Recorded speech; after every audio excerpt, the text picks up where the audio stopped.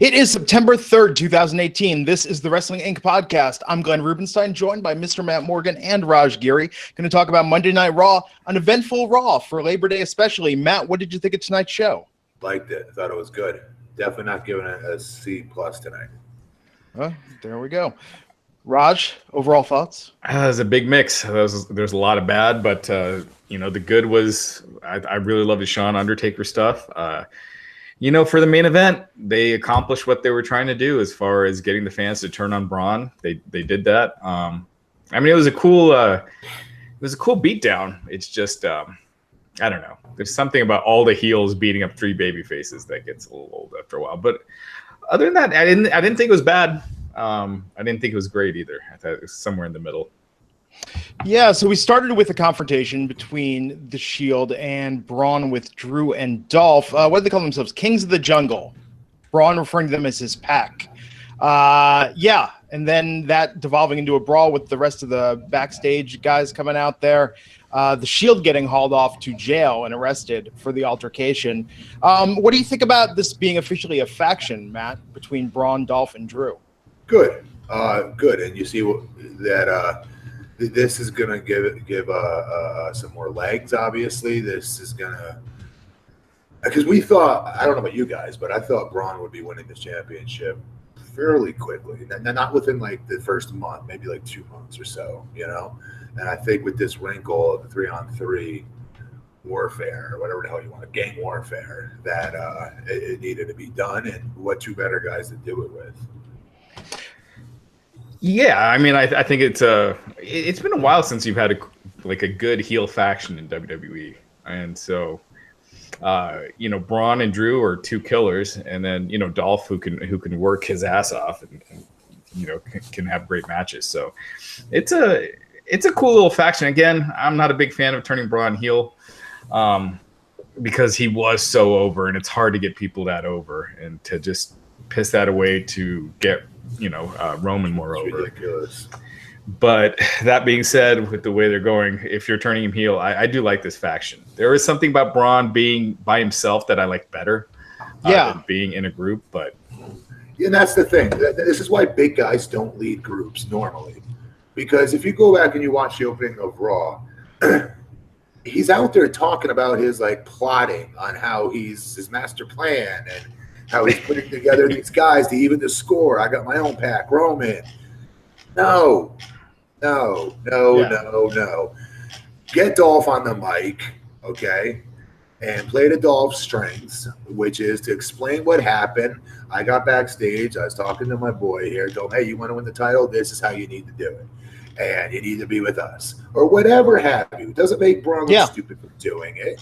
But this with Braun walking around being this mastermind, like, do you know what I mean? Like he's sitting there going backstage, plotting and stuff. I don't. It doesn't. Come on, man. This is what pisses me off about it is, again, what you said earlier, Raj. They did the hardest thing possible. They took a legitimate giant, babyface at that, got him over as a babyface. He got himself over. And they just throw it down the drain because of Roman again. Yeah, it gets me that gets me a little agitated. Look, the guy's got the title. He's there. Okay, when are you going to let him do the damn work finally? And stop taking away from other guys that should be at that level. That you cut their legs out every damn time they would get a whiff near being the main event and to be near being the guy. You know what I mean? They did it to AJ early. They did it to a lot of people. And now they're doing it to the biggest babyface, literally, they've had, in my opinion, in the last 5 years. You want something else that I don't know if you guys noticed this, but you know how the first run of the geeks that they send to the ring to get beat up on the babyface side, one of the first guys was Finn Balor.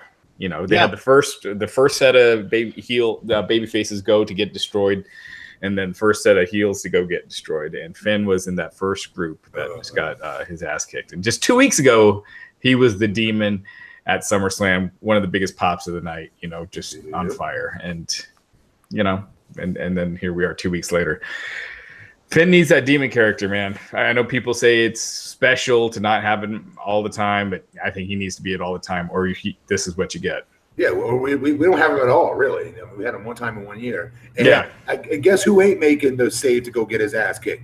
The demon. yeah. He's not going to be in the group of guys. They're not seeing him run down for nothing. No way. Yeah. No, I mean, I think having Braun stand next to Drew was a mistake when they had them in the ring there side by side. Dolph should have been in the middle. And if Dolph isn't the mastermind, why is Dolph Ziggler in this group?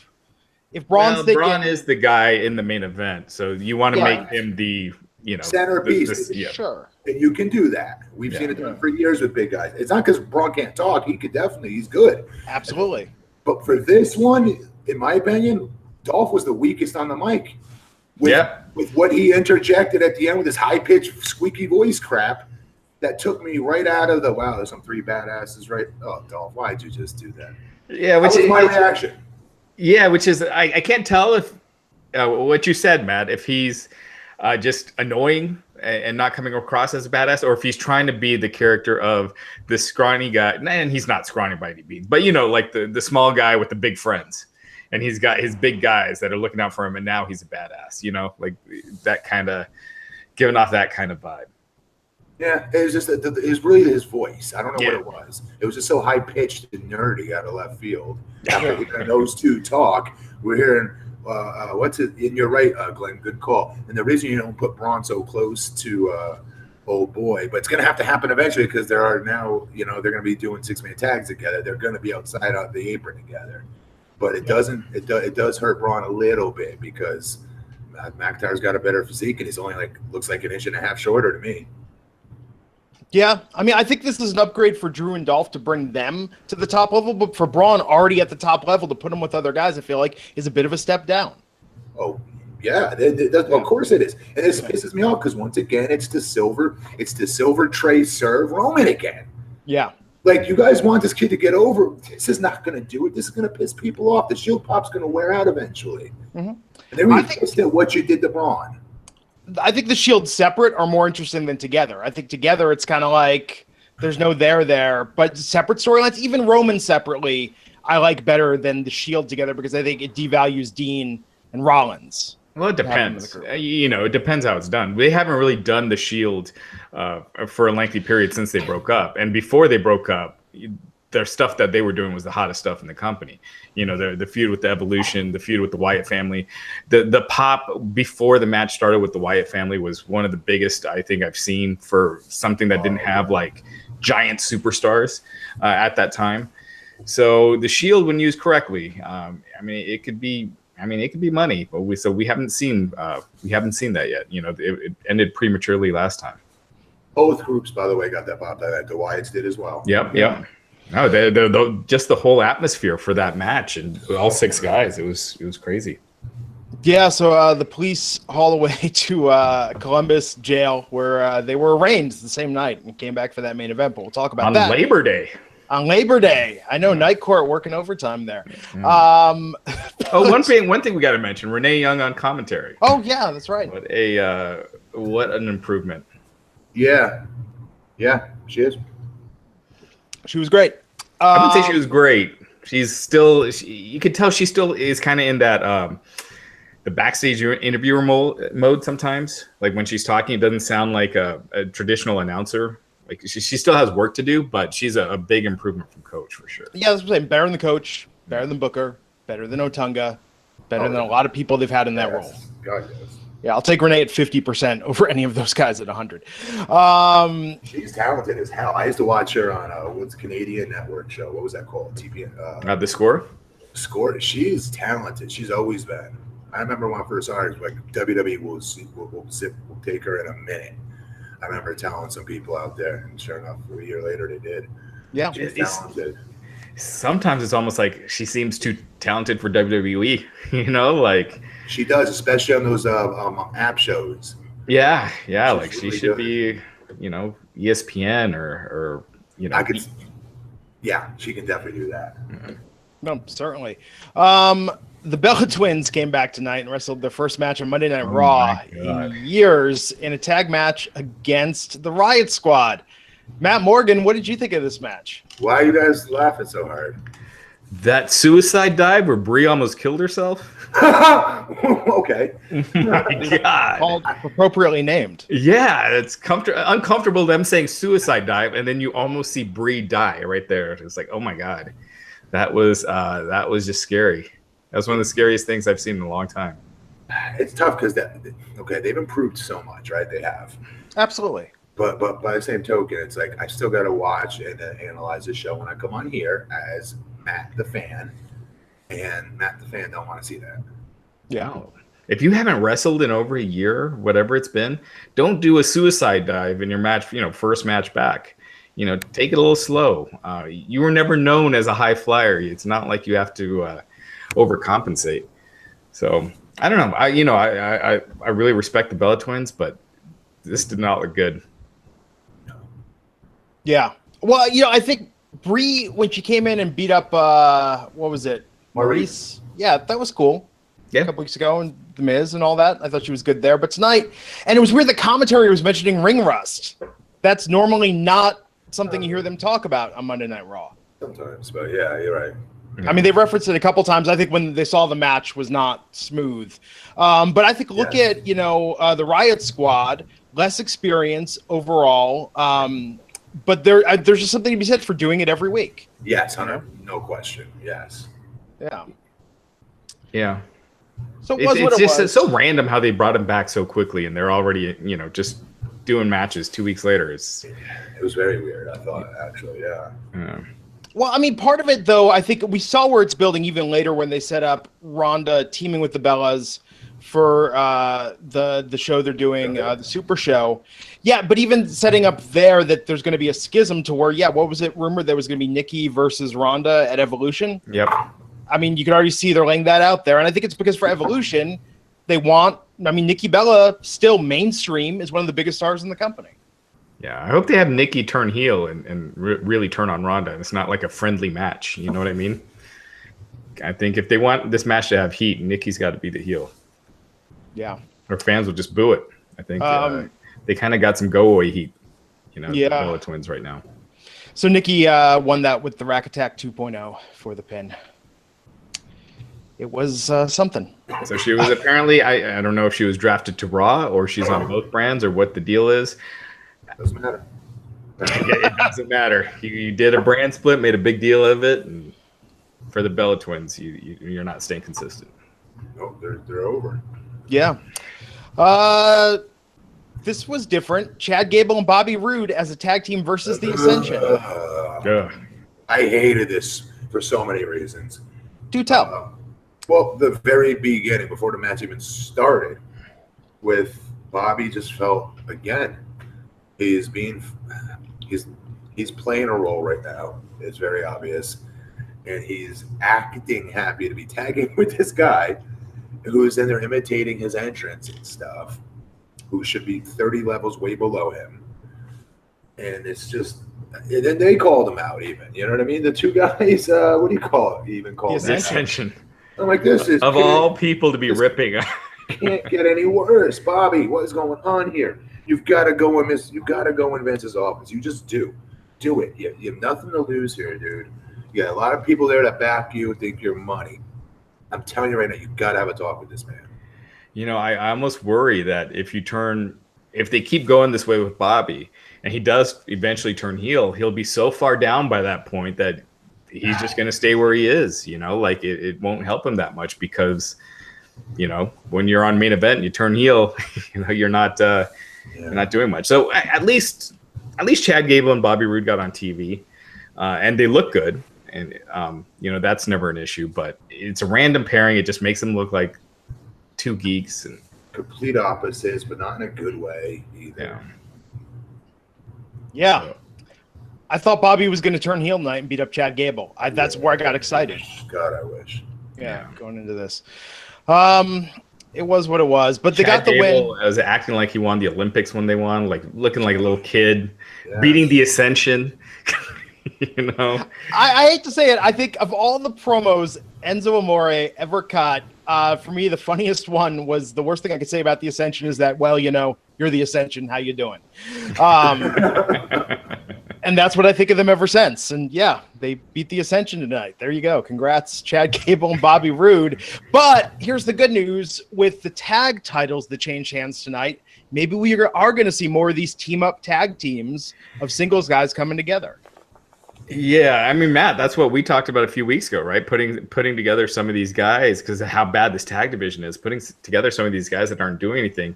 It's just when I'm thinking of doing that, you got to think of guys that make sense. And Roode and Gable just is so random.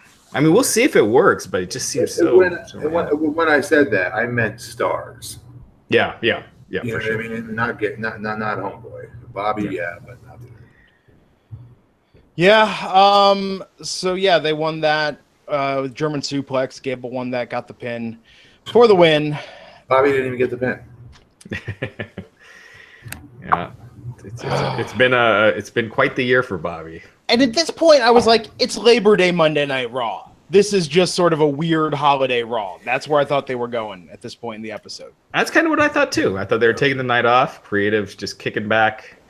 But watching, yeah. But then things picked up. Absolutely. So Elias went out there. They did the backstage segment with Finn and Baron Corbin. That's right. Yes. And then Corbin said, they basically made the main event was going to be the two of them. And when they did that, I was like, for sure, they're just throwing the show away tonight. Right. It just seemed like you can feel free to turn off in the third hour. I wonder how many people stuck around long enough to see that they changed the main event. Yeah. That is a good question. I mean, that's the thing. If you weren't paying attention on Twitter. That's what I was going to say. Twitter would have popped it up. Yeah. People will go back on now. They have that advantage. Yeah. Yeah, could you imagine? I mean, during that Gable Roode match, I think a lot of people switch the channel, and then it's like, oh my God, Undertaker's on Raw tonight? What the hell? Yeah, because that trajectory was not headed in that direction. I'll tell you that. Yeah. Yeah. So Elias went out to the ring, dissed Columbus, dissed Trish Stratus, and got interrupted by Alexa Bliss, accompanied by Mickie James and Alicia Fox. Alexa went out there, looked like she was going to correct him because it was her hometown. Then she started dissing Columbus as well. And then she got interrupted by Ronda, Natalya, and led to a match, Natalya versus Alexa Bliss. What'd you think of this, Matt? I keep thinking we're going to see the Natalya turn, I keep waiting for it to happen. Yeah, so every time I watch, that's what I'm hoping to see. And anything short of that, I'm like, this is a good match. Yeah. Yeah, Natalya tapping out tonight, said backstage, wasn't quite feeling herself this evening. Yeah, this was definitely a hodgepodge for women's segments. I think they really banked a lot on the Bellas tonight, and that was not up to what we're used to seeing, I think, match quality-wise for the women as of late. Yep. Raj, any thoughts? Any thoughts on this segment, where this is all going? Just the Alexa doing the babyface stuff and then turning heel, doing the swerve. I think that's just gotten so old with these promos. They do that so many times. And, Natalya, they need to, if they are going to go with a Natalya versus Ronda Rousey feud at some point, I feel like they need to keep her stronger.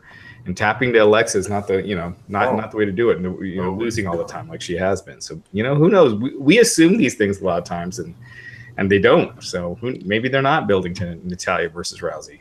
Yeah. And they did announce on social media today, it's going to be Mickie James versus Lita at Evolution. Yeah. Good. It's very good. Friends in real life helped basically try to train Mickie originally, too. Very, very early on. Yeah, Lita is, super. When you think of women's wrestling in modern age, it's Lita and Trish, right? And now they both got big singles matches. So, I think that's gonna be awesome. And hopefully they get time to work out the match and everything, because I think just with her star power alone, both of their star power alone, it should be a hell of a match. Just as far the crowd will be into it right from the beginning. Yeah. So the Revival were set to face the B Team tonight for the WWE Tag Team titles on Raw, and they got beat up by Drew and Dolph. Thank God. I thought tonight might be the Revival's night. Do you really care though? I mean, as someone who was a big fan of their era of NXT, yeah, I would have popped for that. I mean, I think long overdue. It just feels like with their feud with the B team, it just feels like bathroom break stuff, and that's no disrespect, against the Revival. That's just how they've been booked.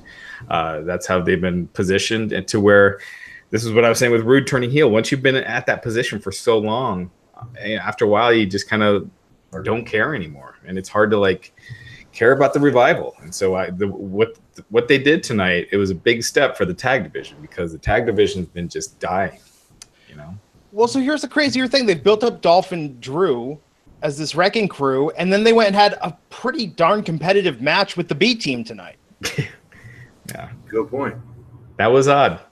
They did they dominated most of it. It was Ziggler that would do the selling, right? I don't think they ever. No, they knocked Curtis and Bo clothesline Drew over off the apron. I mean, right, but they weren't beating on him for a long period of time. No. But I thought this should have just been a complete squash. We're going to reset a real competitive tag team division with this match. I agree. It should have been. Yeah. So the B team, we'll see. We'll see what happens. I think it's the Heath Slater and Rhino thing with the B team. I think that's kind of it for them for now. Yeah, and Dolph and Drew won with the Zigzag Claymore combo. So yeah, we'll see where they go with this. Although following this, we saw Authors of Pain, which would be great competition for Drew and Dolph, potentially. And now they're managed by Drake Maverick from 205 Live, wearing the same gear. What did you think of this turn, Matt? That was a rip putting him in that gear. They should have put him in that gear. Keep him in his suit and tie. Yeah, that's so stupid. He's the perfect manager for them, though. He really is. He's so short. He makes him look even more gigantic. Those dudes, though, once the bell rang, they need to be a little bit safer. Those guys are giving their bodies out there, whether you know them or not, whether they're household names or not, it's irrelevant. They're giving you their body, and the way that those two guys treated them, I swear to God, I would have smacked them both in their face. It was bad. It was that bad. The enhancement talent. Yeah, and how they unsafely bumped them. You know what I mean? There was about 3 different times where those guys landed straight on the tops of their heads when it didn't need to happen. Let's talk about that for a minute, Matt. We haven't had that conversation on this podcast probably in a year. So from your time in the WWE, how does that work? What's that process when you're working with local talent? What's the conversation like ahead of time? Do you set limits? Do you talk about anything that might be potentially dangerous? How do you walk that through for you, especially a big guy like yourself? Well, one, you need to realize, these guys are probably scared out of their minds. Someone my size that's about to get their hands on them. Yeah. 2, I'm greener than grass, don't know my own strength. I'm baby Huey at this stage, so they're even more scared. 3, I overly thank them, offer to take them out to dinner afterwards, usually when it was on SmackDown. Shannon Moore, I believe I went and took out to the bar, got him something to eat there. After my first singles match, I think it was, that he made me look. He let me throw him. He let me peel him from inside the ring onto the ramp. Wow. And I'm just been like, holy crap, I can't believe he's let me do this. This is so cool. And I respected that, though. And I took very good care of him. Sho Funaki took very good care of him. All of them, when I got called up SmackDown, I took care of them. And you're taught to treat them like a sack of eggs, again, because they're doing you the favor here. This is a dance, no matter how over one person is or the other isn't, or where they're at in the card, doesn't matter. But big guy, small guy, especially, you got to take care of that little guy, because you know what I mean. That's their livelihood on the line right there. And the way that they just, it really pissed me off. Like seeing the dude land on his head twice, and I'm going, come on, man. You guys had to have rehearsed this 300 times. There had to have been a crash pad out there earlier. Like, what the hell are you guys doing here? You know what I mean? And the other part of it was your adrenaline's running. You're a young guy. You're on TV again. For these guys, they're on TV again. They need to be intense. You can still be intense, guys, without doing that crap. It's all in your facials anyway. It's not your body. It's not your moveset that makes you look intense. It's your facials anyway. Yeah. What do you think the enhancement talent's pocketing for a gig like that? It used to be 500. I don't know what it is now. Yeah. Maybe with inflation, it's a bit more. I got to say this with Drake Maverick. I think it's it's a really smart move to get him in that role. I feel like as a 205 Live GM, no one really watches that show. Like, it has no buzz. Crickets tonight for that. Yeah. So he's so talented that I think this is a great role for him to be a manager. Hell yeah. He's going to kill this. Yeah. So, but I think they got to move him out of that GM role too, because it's kind of weird to have a GM then also being he's a baby face down the middle GM, and then being whatever, I don't know, authors of pain really are right now, but regardless of if they're a heel or a baby face, it's just odd to have a GM then also manage a tag team. So I think, give Drake more people to manage, and give that GM. You can give that GM role to anyone. It's like 10 lines a show. You can give that to anybody. So give it to Jason Jordan, who's injured and can't wrestle. Do someone like that. Yep. But I think it's a great move. It's they need to keep him in the suit and not wearing the authors of pain gear, because it takes all the credibility out of him right away. Right? This dude is uber talented. Oh yeah. Some of you not mainstream fans, but the fans that watch this show and been watching Raw for years, that you haven't had a real chance to really see him. Rockstar Spud. He is so good. I can't sing his praises enough. I met him way before he started TNA. And I began right away when I started seeing him on the indie scene to get him work with TNA. He's one of the most captivating people I'm being honest, that I've ever seen perform live at an indie show. And then once he came to TNA, I was like, wow, like he is so damn good, and he can get anything over. Yeah. That's very rare. And plus he's so short, it works perfect.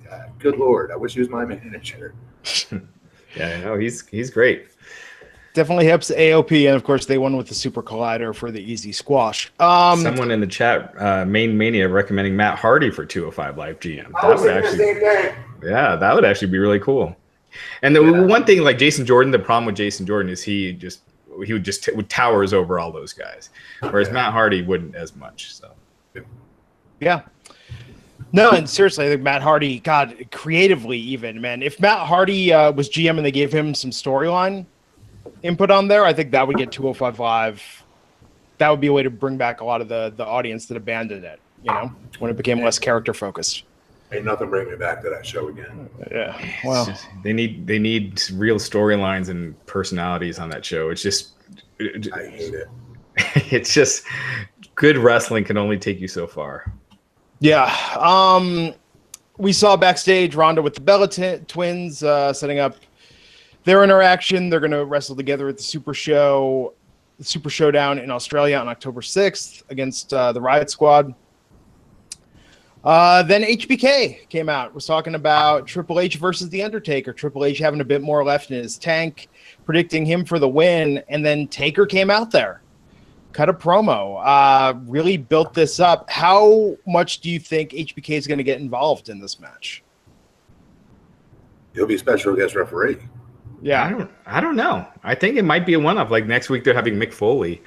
I think it's just to build this match. So, okay. I think so. Shawn Michaels is out there kind of running down Undertaker, saying he would have picked Taker to beat Triple H until the streak ended, and saying Triple H has more in the tank. And then, Taker's music hit, and it was, fans were just going nuts. I mean, they were going crazy. I went nuts. It was cool. I mean, it kind of been known online for a week that Taker was going to be there, but it still was, huge reaction from the crowd. So it was awesome. These guys, just shows what star power is. But it did seem like they were teasing something, like if Shawn does want to come back for one more match, but I don't know. Yeah, I mean, that sounds like something they might save for Saudi Arabia. Although the next one's not going to be televised, is it? They don't. I mean, they haven't announced anything. It's not known. But I don't think they'd waste Shawn's return match on Saudi Arabia. It'd be WrestleMania. Yeah, no, that makes sense. Yeah, I thought the segment was really cool, man. What a treat for the people in Columbus. I wasn't expecting this tonight. This upped the stakes like crazy for a Labor Day Raw. Yeah. Yeah, seriously. Yeah, that was Undertaker's first Raw appearance, and I mean he was at Raw 25, but for non-guest appearance, it's been like what, over a year and a half, maybe longer. put close to 2, yeah. But, Yeah. Did Glenn freeze up? All right, so yeah, so Undertaker next week, it'll be Mick Foley. Triple H will be on Raw next week. So they're really building this Triple H versus Undertaker match. They're building that strong. It's kind of a one-match show. Which, I mean, would that not get $9.99 normally? It would for me. Yeah, I think it's more for the ticket sales in Australia. But yeah, I mean, for sure. I think it's definitely worth it. And it's a huge arena in Australia, right? Yeah, it's like 80,000 seats. But I guess here's my question. WWE, like, how often do they go there? Once a year? No, Australia, it's been a while. Okay, so let me ask you this. Why does it have to have this marquee match to sell that many seats? Like, why can't the brand? I thought the brand was that over by now. No, well, dude, think about this. They had The Rock. I think it was The Rock versus Steve Austin versus Brock Lesnar in Australia, and that did, I think, 50,000 seats. Okay. So, yeah, they still need the help for sure. Crazy.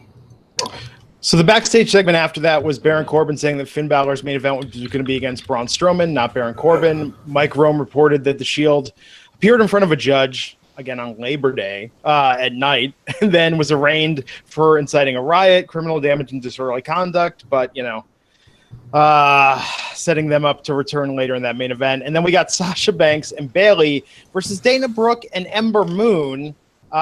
This ended with Sasha Banks and Bayley, the Boston Hug Connection, picking up a win, rolling up Dana, and then Dana getting mad and looking like she's going to quit Titus Worldwide. And she did. Yeah, and she did. And I'm more invested in Dana and Titus Worldwide than I am in Bayley and Sasha at this point. I can see why. I can see why you are. I can. Yeah, I'm at 2% invested, maybe tops on either of those.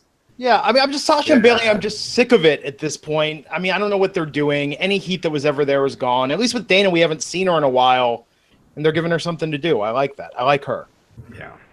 Just a quick correction on that Australia show I mentioned. That was in 2002. It was 56,000 people, and it was a triple threat. It was The Rock, Triple H, and Brock Lesnar, not Steve Austin.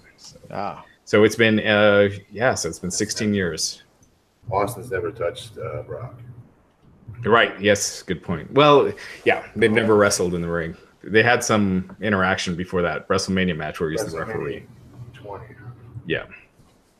So yeah, that match was what it was. Matt, you got anything on Sasha and Bayley versus Dana and Ember? No. Okay. Next. Yes.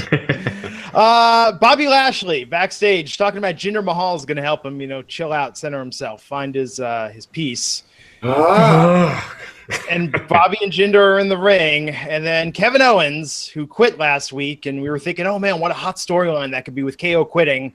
KO came back to beat the crap out of Bobby Lashley. What have we talked? I mean, how many times have we talked about how bad of an idea it is to put Lashley in these comedy segments? And they do it with him a week in and week out.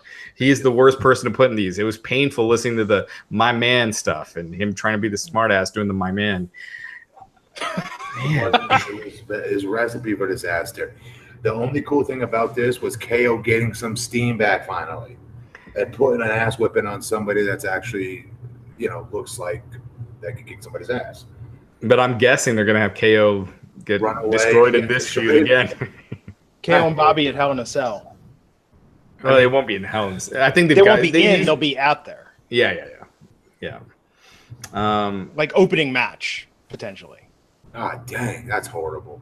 KO versus Bobby Lashley. If you were to tell me that 6 months ago that opens up a pay, I'd be like, if it's not an opener, it's going to be. I could see it higher up. Yeah, but like in a cool down spot, though. I don't think it's going to be match of the night. And I want to be wrong on this. I really want to be wrong on this. Yeah, we'll see. They could do a tag match with Jinder and Lashley getting a partner. Oh, I'm sure they do. Oh, to get there, they will. Yeah. Like none of these options sound good. None of this is getting me excited about this. Hey, KO and Lashley could be good. I mean, Lashley's really good in the ring. KO obviously is awesome. They just need to cut the comedy crap out. Yes, please. But man, the Owens quitting last week. If you had to come up with the storyline, I'm guessing most people would have come up with something better than this, just a surprise run in a week later for no apparent reason. Definitely. Yeah. God, actually, if they give us KO versus Finn again, although I don't think they see Finn at the same level they do as Kevin at this point, but something. They could have done some better way to bring him back. I just worry because it's going to be comedy spots, and then when all the heels came out at the end, KO was helping Braun, which made no sense at all. Yeah. 2 weeks ago. It's been 2 weeks since Braun killed him. Yeah, Braun versus Finn tonight. This was kind of back to Finn having the matches Finn was having before he got a little steam with the Demon and his match with Rollins. God, they got to do something. This is just they can't keep doing this. They cannot keep they can't keep burying the guy, and then expect him to go out there and deliver these matches he's delivering and getting people invested in the matches. Think about what he's doing. I want you to really think about this. He's making everybody entertained with all the matches he's in right now. Him versus Roman, him versus Seth, him versus KO, him versus now Braun. Okay, this is after a night of burial backstage and coming out of a treehouse, clubhouse, being called a midget, all these ridiculous things. And then they expect him to go out and deliver main event style matches and expect people to emotionally invest in him like a main eventer. You can't do that, WWE. You know what I mean? You just get him away from all the backstage stupid segments altogether, put his paint on, end of story. Yeah. I mean, earlier in the night when they had the Baron Corbin thing and he turns around and Finn is there with that giant shit-eating grin. That's not doing him any favors. That giant grin just makes him look so cheesy. They need to cut that out. Finn is way too talented and he gets these gigantic pops. Do more with them. Fans already care about him. Do more with him. And a top merch seller. Yeah, he's top 5. So I just don't, it's clear they see him at a certain level, but it's like, so what? If he's getting the reactions, if he's pushing merch, why not try more? He's top 3 in merch. Yeah. It's 3. Yeah. I don't know what level. Guess what? You don't get to say you see him at a certain level at that point. Whoever's saying this. Mm-hmm. That's the level. That's the gauge. Yeah, and considering how poorly he's pushed to be there. Oh my God, that's what I'm saying. And the stupid stuff they keep having him doing. Oh yeah, P.S. We need to pull another main event match out of tonight. Can you do it? Come on. Yeah, and look, I understand needing to build Braun up, but there's other guys on the there's a ton of other people you could do it with. Yeah, you don't need to be beating Finn, this often. Right. Yeah, I mean, he just lost to Baron Corbin last week. Then this, it's just cutting Baron Corbin. Baron Corbin. Come on. Yeah, it sucks. Yeah. Technically, Balor is 4th. People are pointing out, but that's because Cena's still on there. So it's Roman, Cena, Styles, and then Balor. Yes, I apologize. I did make Styles mistake. Sorry. Man, it's just disappointing, and especially I think Finn and KO would have been a great. I think having KO. Hang on. Let's rewind this. Fans, slow the roll. I don't need to be corrected like that. How about that? Yeah. Even when Matt Morgan's wrong, he's right. Yeah. How about that one? If Matt Morgan's wrong, we don't want to be right. According to my calculations, it's wrong. Good Lord. Sorry. Go ahead. No, I just want to see better for him. I want to see better for KO. I think KO and Finn would be a good feud. But I think they would bury that feud if they were in that feud together, and give it terrible placement. I don't know. Braun won this match tonight. It was about 5 to 10 minute match. Went on for a bit. Braun won with the power slam on Finn, and then after we knew it was coming, that McIntyre and Ziggler joined Braun in the ring. They were on the sidelines during this match. The Shield came in the drive it. Why did they drive the police vehicle back? Are we supposed to think they stole the police vehicle after the court hearing, came back there, and then took on those 3, and then the entire heel locker room came out, including Drew Gulak from 205 Live. Yeah, that was random. I don't know, guys. I got nothing for you. I don't know what that was. I don't know. I don't know what it was at the beginning of the show, and I don't know what that crap was. Sometimes it's not a great idea to send the locker room. Yeah. But you know, it's one of those things. You can't overthink that kind of stuff because it's WWE. I mean, I like if they're doing Legion of Doom, all the heels together in a faction. That's kind of cool. Except the problem is they're going to have the Shield, the three of them, beat every heel on the roster. Right. Yeah. Well, look at all those heels that you had. They're probably some of those are so low on the card. They're not going to have them face the Shield, right? I mean, multiple men can beat me up. Okay, in real life, 2 or 3 guys could whip the crap out of me, probably. Even though individually, I'd eat them alive. That's real life. So how am I supposed to believe 15 guys can't beat up 3? yeah. Well, you know. But to your point, Glenn, what heels were on there that you're worried about getting beat by the Shield? I mean, KO was out there at the end. And he's been beaten by, you know. Yeah. I know. I mean, I think the mistake they're making is that they're building all of Raw too much around 2 guys. Well, 3 guys. I mean, the Shield, really, and then this new faction, and this is going to be their main storyline, and everything else is going to be scraps. Well, yeah, and I still say 2 guys because once they're done with Roman and Braun, the problem is they're pushing everyone else down. Yeah. That when you're done with Roman and Braun, where do you go to next? Who do you got? And you talk about pushing people down in scraps. Technically, we're saying 2 guys. Braun. This was done to Braun too. Yeah. Braun was part of this formula too for Roman. Yeah. He was treated like scraps. He was pushed down for this dude. Well, but Braun has also been. I mean, they buried a lot of guys for Braun. Like they made Owens look like nothing to build up Braun, right? Like Owens has been just relegated to being a scrub basically right now. They're going to have to do some work to rebuild him a bit because he got nothing on Braun. So the whole see why that's even dumber to then do this to Braun? Oh no, of course. I've been saying that the whole episode.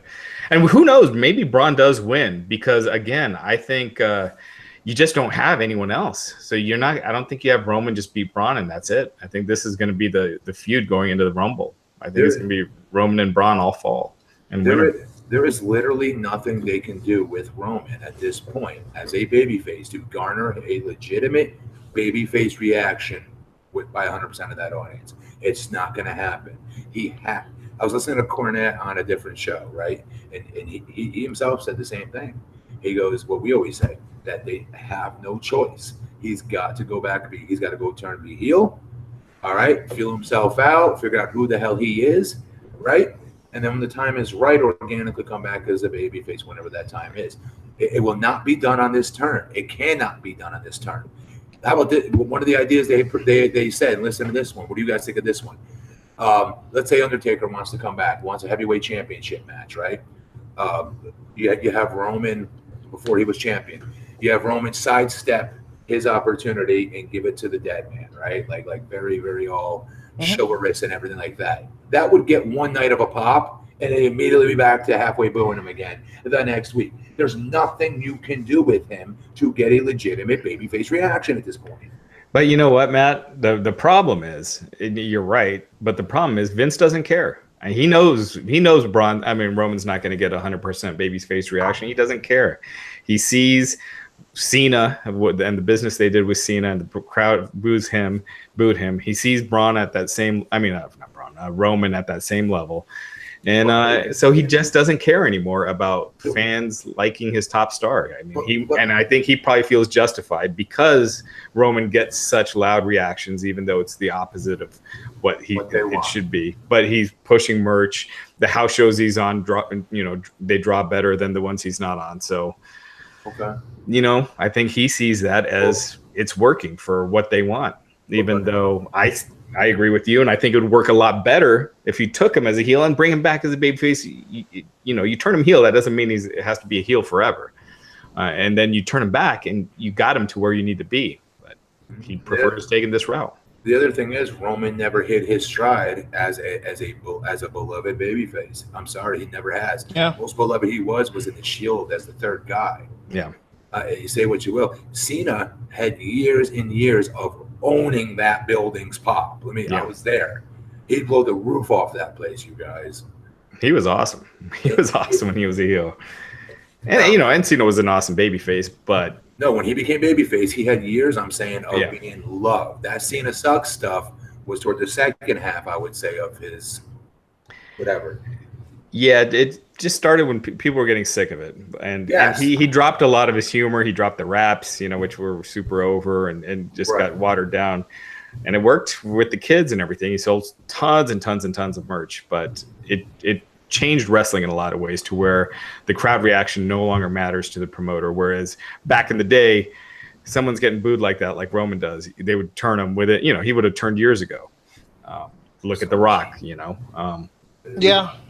It'd just be a much more exciting show. It's frustrating. Yeah. It's just different audiences, though. But I mean, I think it's exactly the Superman thing that Cena had too. It's like Superman, huge with kids, sells a lot of merch. Most adults don't think Superman is a very interesting character. Yeah. I'm one of those. Yeah, I mean that's really what it comes down to. But we'll see where it goes. Tonight, maybe with Taker coming back, this does kind of reset the narrative, given that over the weekend. New tag team champions. And new tag team champions. Well, I'm saying this is a follow-up. Maybe they were thinking ahead with planning Taker tonight, given what happened with All In over the weekend and that really dominating the online wrestling discussion. Now people are talking about Taker and maybe cooling a little bit on Jericho showing up at All In, you know, and some of the surprises there. I gave it a B-. Okay. Tonight's Raw? Yeah. Oh, I'm going to go. Take them out of C. Yeah, I'm going to go C+. A show with Undertaker, you just automatically it can't be a C. Yeah, but that was about it. What if we give Raw 25? That had Undertaker. That was pretty painful. But this was a good segment. The Undertaker Shawn segment was really good. It'll just be interesting to see if they actually take it somewhere or that was just it. Drake Maverick as a manager. Old girl was killing it. I thought she did a great job on commentary tonight. Who else? What else was a good point tonight? The tag title's changing, even though that should have been a squash, like Glenn said. Tag champions doesn't matter. That we got the belts on two really good guys now. That changes things. That's true. I'll go B-. It definitely wasn't bad. Compared to many weeks, it was better. Yeah. So All In. I'm sorry. Yeah, go ahead. All In. I was going to say, so All In, I mean, I think the big headline, it seemed online what people talked about the most, was Chris Jericho showing up at All In. Yeah. I mean, did you watch all of All In, Matt? Or just Not all of it, but I saw that. Yep. I saw that. I saw the main event. I saw the main matches. Yeah. We did a post All In podcast that's available. Myself, Chris Featherstone, and Jesse Collins. So definitely check that out. It was, you know, I said it that night. It's a show that definitely opened a lot of doors, and it's very interesting to see what happens next. You know, there's a audience for, and I'm not going to call it indie wrestling. I was saying it that night. I call it alternative wrestling because you can't call New Japan indie. ROH, it's hard to call it an indie when it's owned by Sinclair. Even Impact, you know, at one point was doing over 1 million viewers a week. So for non-WWE wrestling, there's an audience out there. Now it's hundreds of thousands of people, not millions right now, but could that grow? Could it be more? It'll be interesting to see. I just recall someone on the show saying that being the elite is a lot more popular than you think it is, Raj. And if the Young Bucks showed up to Raw, everybody would know who they would be. I never said being the elite's not popular, but it is a small segment. It is hundreds, you know, like I said, it's hundreds of thousands of people, not millions. Dude, they just sold out friggin' the Sears Center. Yeah, that's 10,000 people.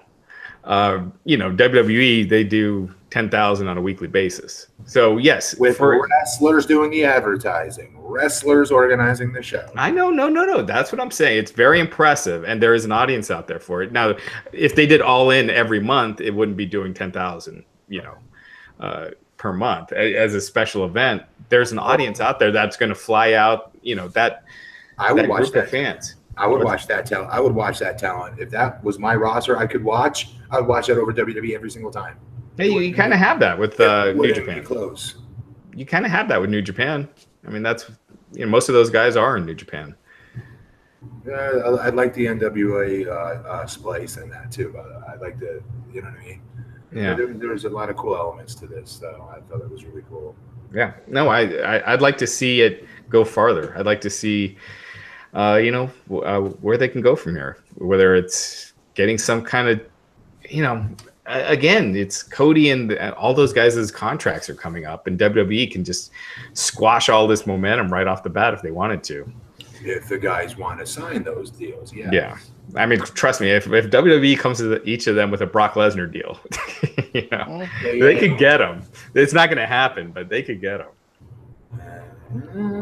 I don't know about the Bucks. You don't think so? I think Brock Lesnar money, okay. They have no choice. They have kids. But I don't think WWE would ever give it to that back Brock Lesnar money. And I think they know they're onto something. Yeah. Yeah. I don't think they should go to WWE. I think Cody, I don't see him in the main event in WWE. I think he'd be higher up than he was, but I think he'd be kind of like, I think honestly, he'd kind of be similar to the spot that Finn Balor's in. Yeah. And Kenny Omega, I think he'd probably be like AJ Styles, where he's not headlighting pay-per-views, but he's doing well on SmackDown. I just think there's too much upside for them outside of WWE. AJ's doing better than that. He's their champion. But he hasn't been the last match on a pay-per-view or the most pushed match yet since he feuded with Cena. Do we really think his matches can't close a show out? Do you think that's the reason? No, we know they can, but they won't put him in that spot. Like even that one pay-per-view where they put his match with Rusev under the Intercontinental title match between Ziggler and Rollins. So it's just where they see him. It's not where we see him. Obviously the AJ's, the second full-time merch seller right now behind Reigns. So I think what's going to come out of this, I think Jericho is going to do more and more in this realm. I mean, he's got the cruise. He's already proven he's a sharp business guy. He's got his own podcast network. I mean, I think this is a sign. This is his first show outside of the WWE on U.S. soil. What, 20 years? Yeah. Almost. Since WCW. Yeah. So Jericho's a difference maker. I just think there's, ROH has certain talent and they share with New Japan. Then you got Impact has certain talent. So it's kind of all over the place. It's not like one cohesive thing that you could do a weekly TV show, I don't know. We'll just have to see where they can take it. Jericho was not advertised for that show. No. And he was not even predicted. I mean, people predicted CM Punk. People thought Neville was going to show up given the timing. Yeah. So that was a huge surprise and well done. And he made it to his Fozzy gig later that night. He got on a private plane and. I think that's why a lot of people didn't think Jericho was going to do it. Was because he had the Fozzy gig. Where was it? The Fozzy. I'm forgetting, but he went on late. They went on like midnight, whatever local time was. But yeah, he did it. It's cool. Yeah, really cool stuff. So yeah, if you haven't seen All In, definitely check it out. There's some spots. My biggest criticism was some of the, they did a packaged pile driver on the apron, which I hated. Oh yeah. And a couple things like that, but other than that, it was a really fun show. Yeah. So someone who was not at All In, but was on Booker's podcast, was Big Cass talking about his release, saying that if he were Vince McMahon, he too would have fired himself. Yeah, very humble Cass. Saying he understood why he was released. He hopes to go back. He's kind of checked out of wrestling right now. He's still in his 90-day, which is coming up soon. And he says he doesn't. I'm sorry. Go ahead. It's going to go by Big C. Like C. Cancer. Yeah. Or something else, but yeah. Yeah. I don't get it. One of the really bad words you could say. To a female? Yeah. Oh, jeez. That apparently not everyone thought of it. But although anyway, that's just common slang. Yeah. So he says him and Enzo, they don't talk. He doesn't like Enzo. He doesn't see them ever working together again, but didn't completely close the door on it. So yeah, that's about it. Oh, we lost. Oh, is Glenn, you still there? Oh, I thought you froze up for a second. Yes, and I was not making fun of cancer. I'm saying that it's crazy that no one said to Cass, like, you might not want to go by Big C. People use that to refer to cancer. It's idiotic to me that somebody would use that as a name without somebody pulling them aside and being like, that might be a bad idea. Yeah, I think when you try to hold on to your old WWE gimmick and stuff, you're not gonna make it. You need to reinvent yourself. That's what Cody, Cody's the most successful. Granted, he was also put in the Bullet Club and and all that, but he reinvented himself. And Cass, you got to do that. It's very tough. I mean, look at frickin' Jean-Pierre Lafitte. You remember him from the Quebecers? Yeah. And he's now killing it as PCO on the independent scene. Who's PCO? I don't know what that is. That's him, the Quebecer from the 90s. How's he killing it? He's having these great matches, making a name for himself. Like, he's got a buzz about him. Really? Yeah.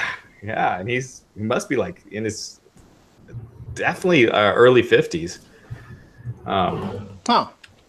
Yeah, but if he was going by the Quebecer or whatever, it would not be doing that. So,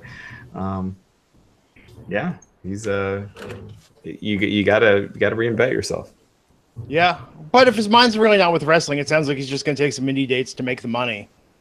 Short term. He's PCO is 51. Yeah, but he wouldn't reunite with Enzo though. That's interesting. I'm sure if the money's right, he will. Yeah. Sure, if some promotion will come along and do it. Although I don't think Enzo did that one appearance SummerSlam weekend. I didn't even see any reports about that online. He hasn't done it. He hasn't done any wrestling. It's not going to. Isn't a sciatic nerve screwed up or something? Yeah. Again, I think I would guess once his hip hop career doesn't take off, he might reconsider. Very pessimistic, Raj. We don't know. Yeah, that's true. It could happen. Yeah. Anything else to cover before we take it home here tonight? I think that's about it. Cool. Mr. Matt Morgan, what would you like to plug before we sign off? Go on your app store at 12:30 a.m. I will be live on an app called Up Live, UPLIVE. Look up Matt Morgan once you download that free app, and I'll be doing about 2 hours worth of Q&A with all you guys that do watch this and others that want to talk about anything else for that matter. So 12:30, 16 minutes from now, Up Live, download the app, look up Matt Morgan, and I'll talk to you guys then. Cool. Awesome. Raj, what should people look for on the site? Yeah, interviews coming up with Eli Drake, Rebel. Eli Drake, who I think could be just a huge superstar in WWE. Yeah. So yeah, check that out. Stay tuned to the site. Awesome. I'm Glenn Rubenstein. You can find me on Twitter at Glenn Rubenstein. And myself and Justin LeBauer will be back here Wednesday, 12 noon Eastern, to talk about SmackDown Live. So until next time, folks, we'll see you back here on the Wrestling Inc. podcast. Take care. All right. Oh, whoops.